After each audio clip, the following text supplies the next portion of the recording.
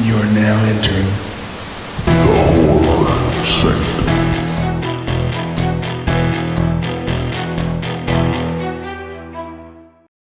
Hello and welcome back to the Horror Sanctum podcast. I'm Jay with John, Kellen, and TJ. And this week we're going to be chatting about the latest film from one of my favorite directors, Mr. Guillermo Del Toro. Of course, I'm talking about 2025's Frankenstein, which is on Netflix if you haven't seen it yet. So you can go watch that before you listen to us if you don't want any spoilers, because there will be spoilers. You know the story, maybe just not this rendition of it.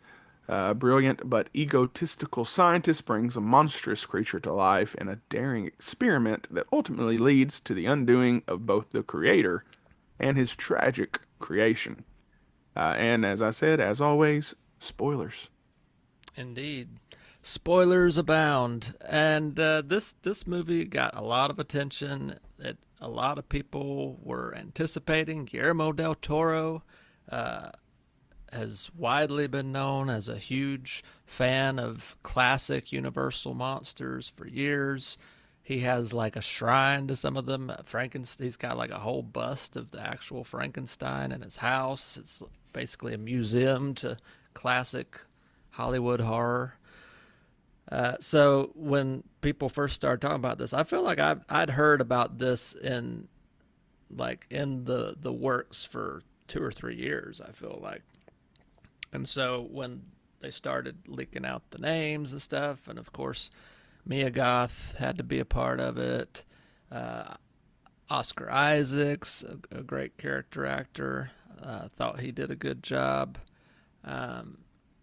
So let me just own my history with Frankenstein. Frankenstein is not my favorite of the Universal horror films. It is probably about my third. And I consider Bride of Frankenstein the superior of the two, but I also consider that and the first one kind of just one long movie, since those movies are like 75 minutes a pop anyway. So it's basically the length of this movie.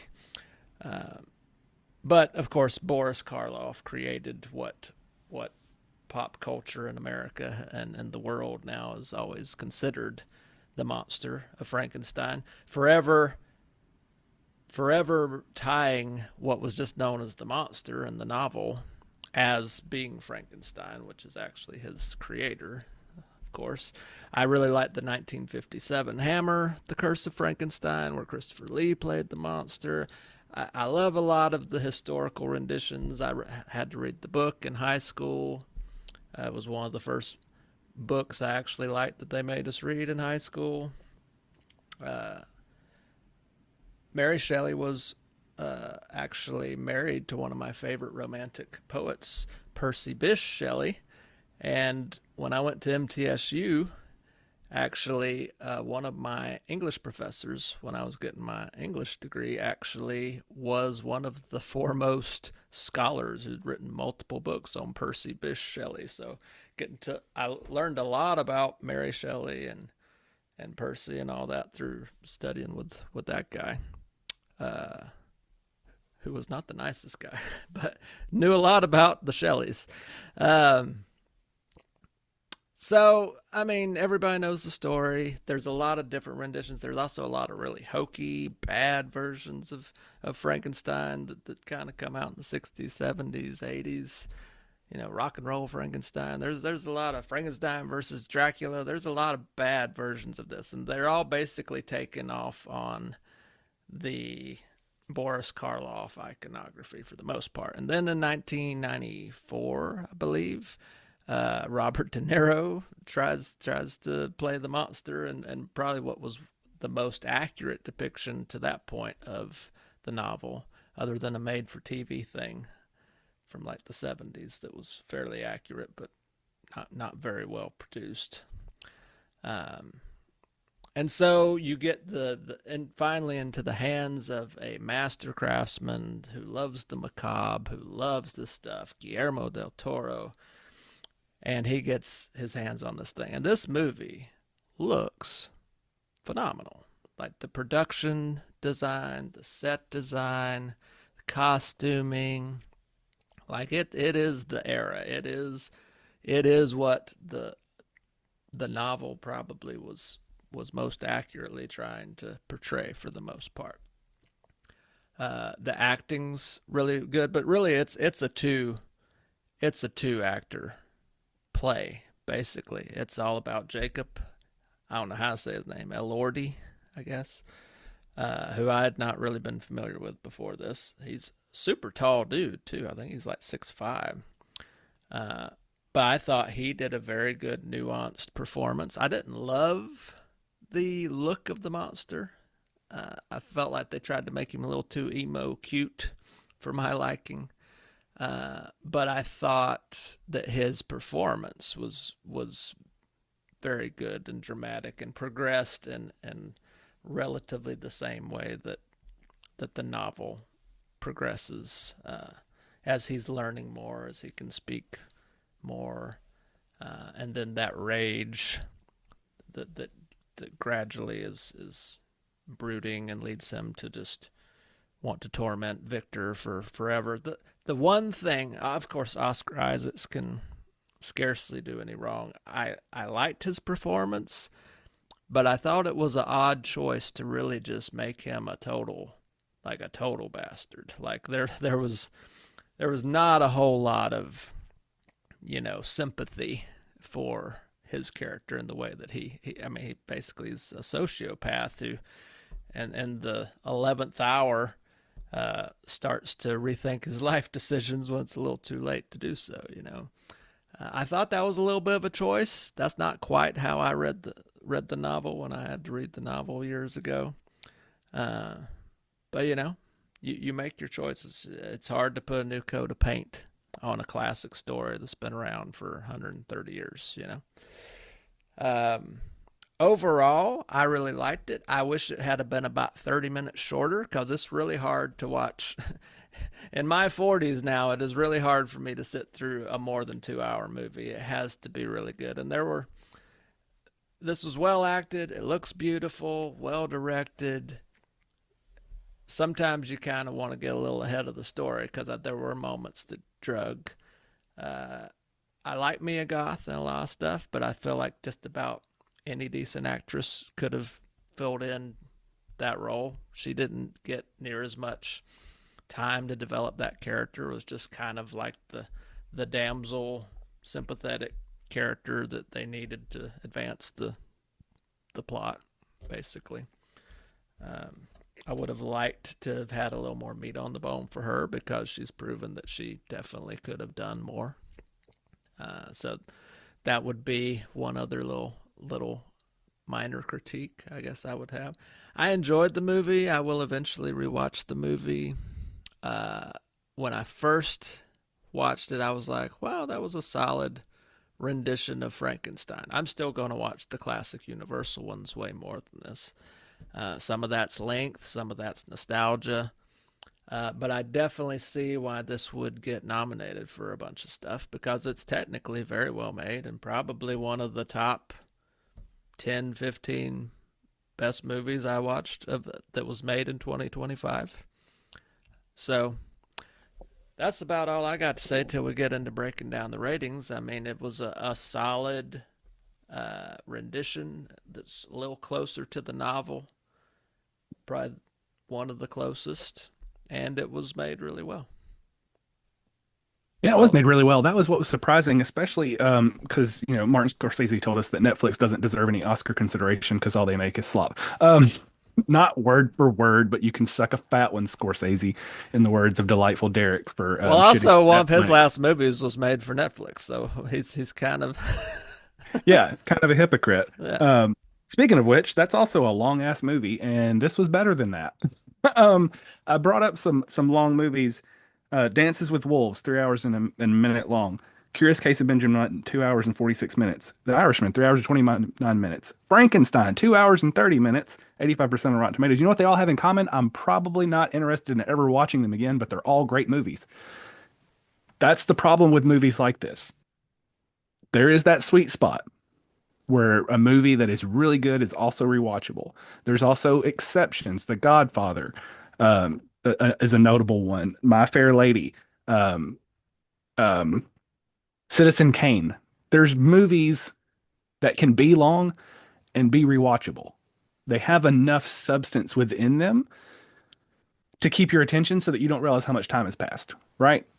This is not one of those movies because there are slowdowns, there are slow scenes, and I attribute that to the fact that this is more like a stage play. And that's part of the reason I do love older movies is they are shot. The original Frankenstein was like a stage play, but the sets were outside and things like that. Same thing with the old Dracula, the horror of Dracula. All those movies give off vibes that you could translate this straight to a stage show with a little bit of effort and it would be just as good because it's all about the acting. It's all about the portrayal of the characters. It's not at a certain point you almost the set kind of becomes blurred in your mind because you're so pulled in by the acting. And that's that Elordi and Oscar Isaac do that in this movie. They pull you in because they're acting, especially Oscar Isaac.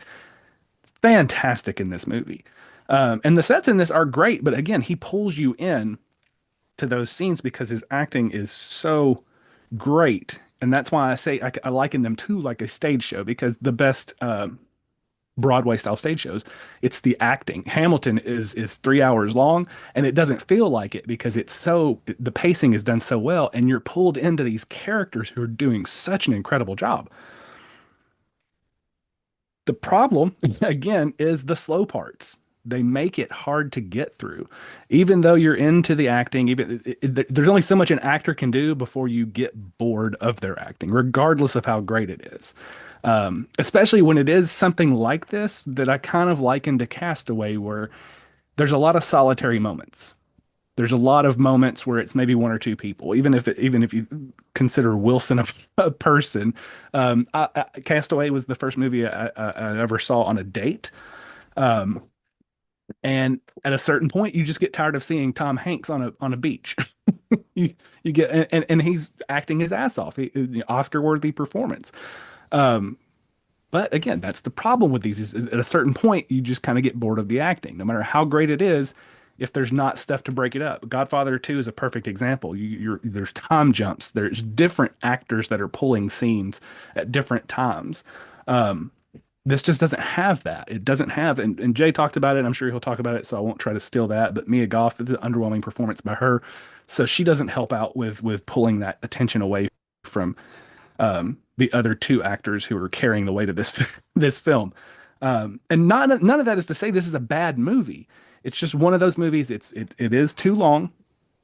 There's scenes that are drawn out for artistic expression or for Oscar-worthy dialogue scenes. That's kind of the way that I look at it. Is sometimes you have scenes that feel like this is what they're going to put on a disc and they're going to send to all the voters for the Oscars to say, hey, vote for Oscar Isaac, vote for Best Supporting Actor Jacob Elordi. You want that scene where they can really show their stuff, but it ends up just being boring at a certain point. At a certain point, there's just not enough substance in the film. All that to say, this is a great movie. It's a fun watch. I think it deserves a watch. I'm going to give it a higher rating than a lot of movies that we've done because it is well acted. It's well shot. Jay said it before. Guillermo Del Toro doesn't miss. That also doesn't mean that he doesn't have a tendency to draw out things. And so that's the only real critique I have of this film. I didn't mind the look of the monster. I feel like it's more period specific. People had longer hair then. You wanted a name that's recognizable to younger people. So I get that. That didn't really bother me so much. I do think that it didn't have the same feel, I guess, of a pieced together person. It looked like a person with scars. So it didn't really look like he had pieced together this monster because he is such a perfect representation of humanity. But I mean, all that to say, there's not much that you can pick apart in this movie to say that it's bad, but there's just something about it that kills the rewatchability. I don't know if that makes sense to anybody listening, but great movie, low rewatchability. That's all I'll say. I could not agree more with anything you've ever reviewed, Kellen. 100%. I'll start by saying that I do like this movie. I don't dislike this movie. Don't worry. I'm not going to shit on this movie. I So enjoyed it's it. never good when you start out by, I well, d- let me first say. Let me just say, yeah. Let me preface, right? It's like, what a dickhead. Come on, 30 man. Just say, minutes of shitting yeah. on it later. I do like it. My rating on it changed today after rewatching it a little bit, in a good way. So hopefully that gives you an idea. A lot of feature films with Frankenstein, a lot of TV shows. I counted 433 films, 212 short films, 85 shows, and 340 episodes of TV. That's a lot. Um, Del Toro is often he's a hit or a miss for me. I love some of his films, some of his films I don't love. The last film he did that I love was Nightmare Alley. I think it's underrated. It's brilliant. Um, his signature style and visuals in this are great, and it's something you can see across his films. This film is great. The way he did the visuals, the way he made this look like a video game, the way he kind of did the CGI, it's unique enough to where it's almost like a filming style that Hollywood should start adapting because it embraces in a way that digital video game effect in a good way. So that's a really good thing, I would say. Oscar Isaac is great. I mean, Oscar Isaac is so good in this that like I would just go ahead and say he should win the Oscar for this. He's like impeccable in this movie. Jacob Elordi does good as the monster. I think he does really good. Oscar Isaac, I think, is as good, if not probably better than Colin Clive and Frankenstein 31. And that's not an insult to Colin Clive. It's just that Oscar Isaac, this is just one of those movies where it doesn't matter how you feel about him. You watch this, you're like, this fucking guy can act, you know? Um, okay, now the bad. So here's the bad. The biggest thing you've both hit on so far, Mia Goth. I really like Mia Goth in the Maxine trilogy. Um, Mia Goth in this movie is just kind of pointless. Her character, she's just a smartass. She's really unnecessarily mean to Victor's character the entire movie, all the time. She somehow feels compassion for this monster she's met for like 2 minutes, and then somehow at the end, I guess it's implied that she kind of loves him in a weird, sort of loose, maybe sort of way, which is really, basically just copying, Dracula, Bram She Stoker's lacks the Dracula. look. She lacks the look and ability to act normal. Yes, exactly. She's not a. She also lacks eyebrows. Well, that too. She's not a relatable person, and I think in this movie she acts so holier than thou, and she treats Victor like she's such a bitch to Victor. And it's like so bad because Victor doesn't deserve it. And it's such a one-sided relationship. And I just thought it was weird how she kind of loved this monster when in reality, like there's no way if she saw this monster, she'd be freaked out. She would not fall in love with him. Like the whole ending, it's so melodramatic the way they did that. And I understand why they did it. Del Toro has this thing where a lot of his movies, he's putting himself as the monster. He is the monster. He's misunderstood. He's the chunky Spanish guy growing up. He's the nerd. He likes horror films. He is misunderstood, right? So he's like, this is me. I am misunderstood by the world. I am a monster. It's like, I get it. But at a certain point, it's done to death. And he's a smarter guy than that, and he can make better films than that. And that drove me crazy that he went. I didn't see the movie, and I talked to someone who saw it, and I literally said, let me guess. The monster is tragic, and Mia Goth kind of loves him. You and text he was that like, to us or to at least me. yeah, and it was like, and I texted to someone else, and they said no comment, and I'm like, I knew it. I just knew it from watching the trailer. That's what he's gonna do. I just think, we didn't really need the emo stuff with Frankenstein that they did in this movie. I think that Jacob Elordi did great as the character, the way it was written. His acting is great. Like at the beginning, he's scary.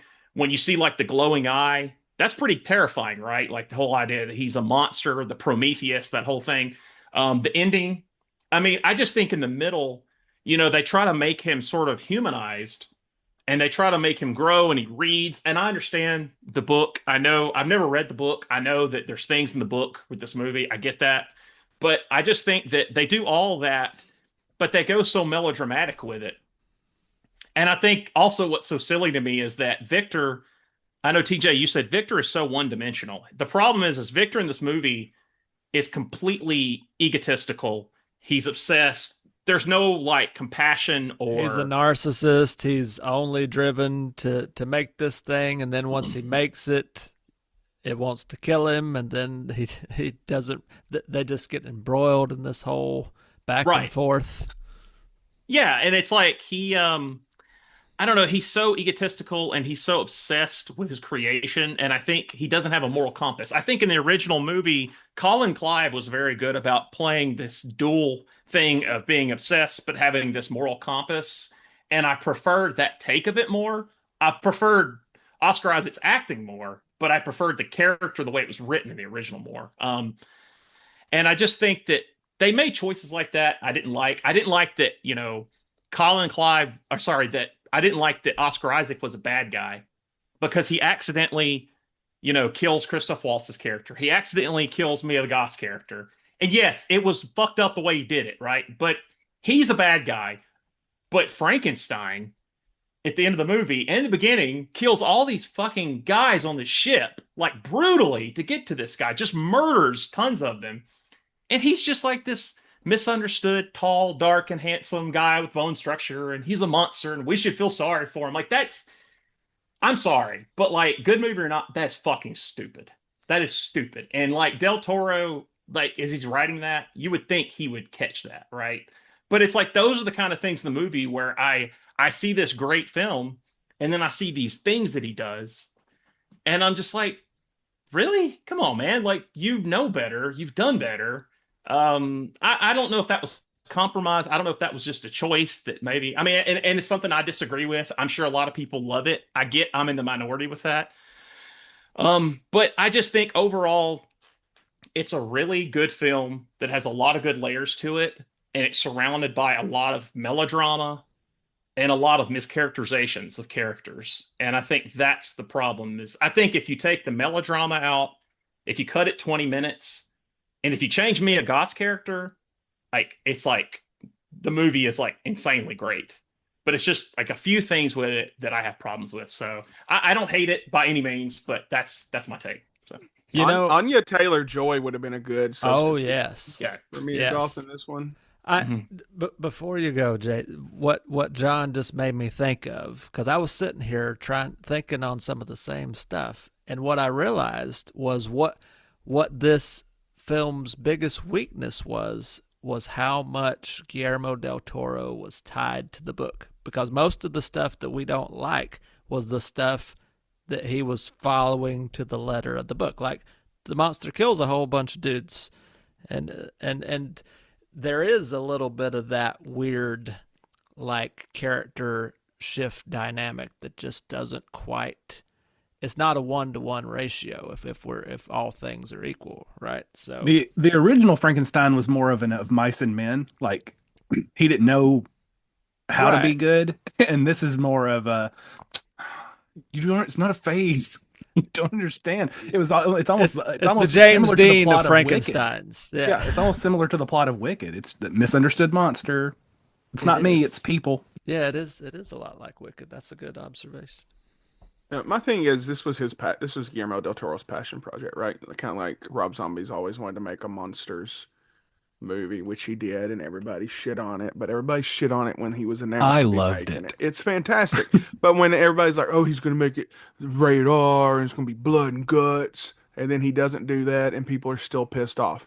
Just like Mia Goth's character in this movie, you can do whatever, and she's still gonna be pissed off about something. She's a fucking hipster in East Nashville that wants to complain and go out and boycott stuff and all this other shit. That's what she is in this movie, and she's an afterthought.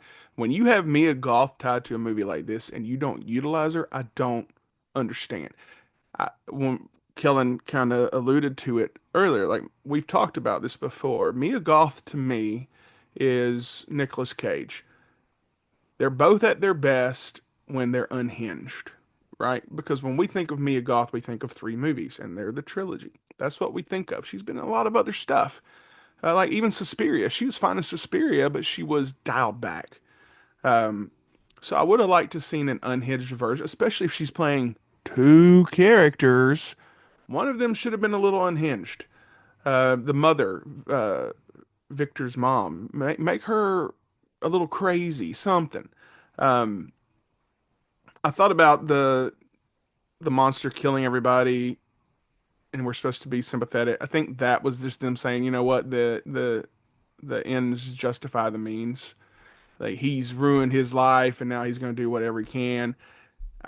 Yeah, I was still Team Victor the whole time, and a lot of that is because Oscar Isaac put on a fucking clinic with this movie. There's a clip I think I sent to you guys. If not, I'll try to find it again. But it's Bill Hader talking about him where he's just throwing that ball up when he's in the classroom or whatever, the court, whatever the hell that was, and talking about how just insane that is alone because Bill Hader would have been like watching the ball up and down trying to catch it. He was just nonchalantly like Oscar Mhm. Isaacs is a revelation in general, but this movie put him a little further up for me.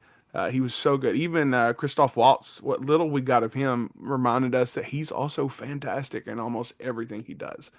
Um, my biggest takeaway were the sets and the scenes, and I've seen some behind. They are doing a physical release. It's supposed to have like a ton of behind the scenes stuff, which I'm looking forward to, and like a making of, because I would watch the shit out of that. When this was starting to come out, like pictures of the sets. It just I can't remember of exactly the movie it reminded me of, but it reminded me of like the 90s when we would get magazines like coming soon and you would look at like the Batman movies, like all these sets that they built for Gotham and stuff like that, and you got excited. This kind of did that for me. Like looking at all these colors and it's absolutely gorgeous. Which Guillermo, that's him. Like what we saw is him to the letter. So I really liked how everything looked. Um, Again, Mia Goth was probably the weakest part. Elordi, whatever his name is, he's fine. Uh, I've told somebody this week, like, who is this guy? I'm like, yeah, blah, blah, blah. I'm like, have you not seen Saltburn? Like, that's my go-to. Also, let's get a physical release of Saltburn, people. Let's make that happen. But anyways, I like this movie a lot. I was super excited. I watched it the same week it came out on Netflix. I will admit, I didn't want to rewatch it for this. Not because I don't love it, not because it won't be on my shelf when it comes out, but just because it is so long and you do kind of have to be in a certain mood or mindset when you get into that. And I'm just coming off the flu and I'm like, I don't. Also, we're doing two movies back to back, and it's this and Scream, which, basically the same movie, right? Like, it's just such a contrast. Like, Scream is such an easy watch. This is not necessarily an easy watch.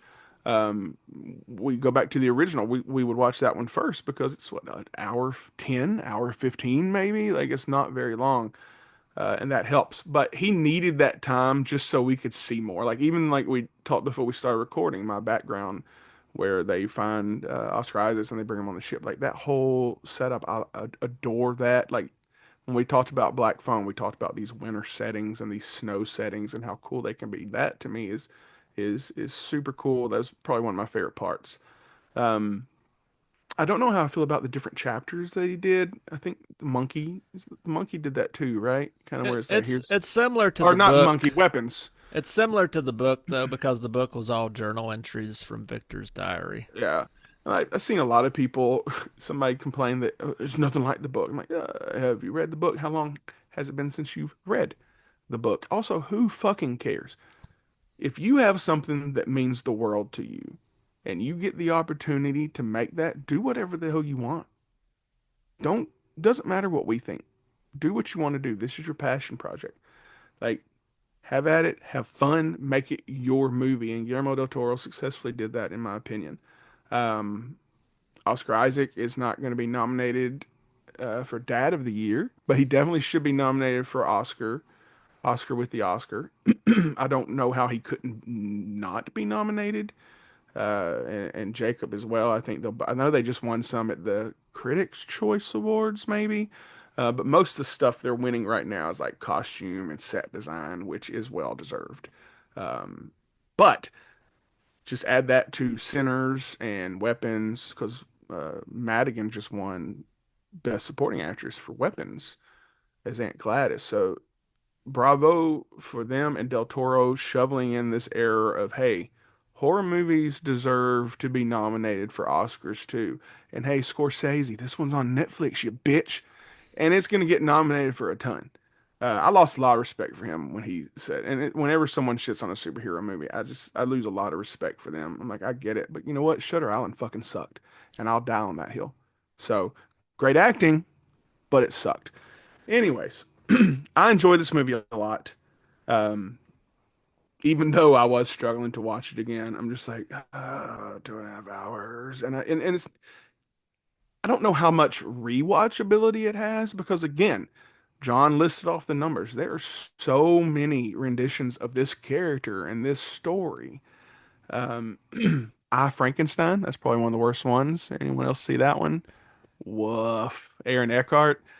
Frankenstein's Army. That's one that no one ever talks about. That's actually pretty decent. There's also another found footage one called the Frankenstein Theory. Dude, I could just smell Hollywood video. That Like, one- Frankenstein Theory is great. That one's actually low key really good.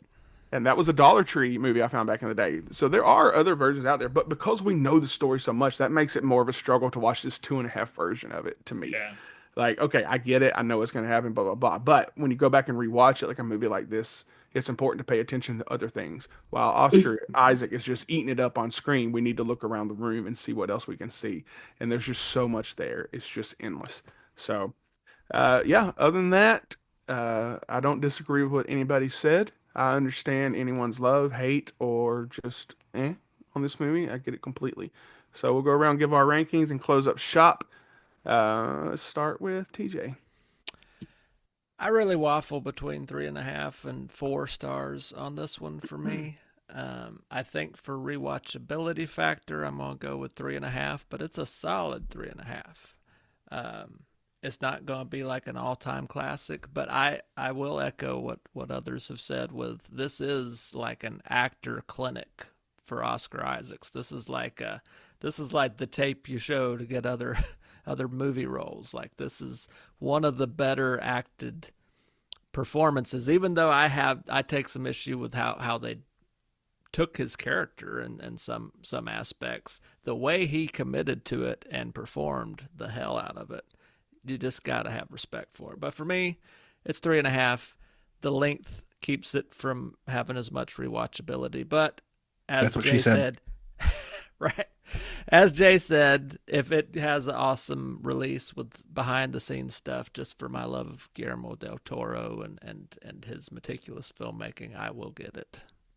I think the way they portrayed him was just kind of a sign of the times in a way, like the way society is. Like when you really I'm not going to get into it on here, but like when you really look at it and step back and look at the way the world's running these days, I kind of understand why they did that. And also, I meant to mention this. Yeah. His red gloves was one of my favorite parts of this entire film, where he was wearing those just like blood red gloves while he was working on the monster.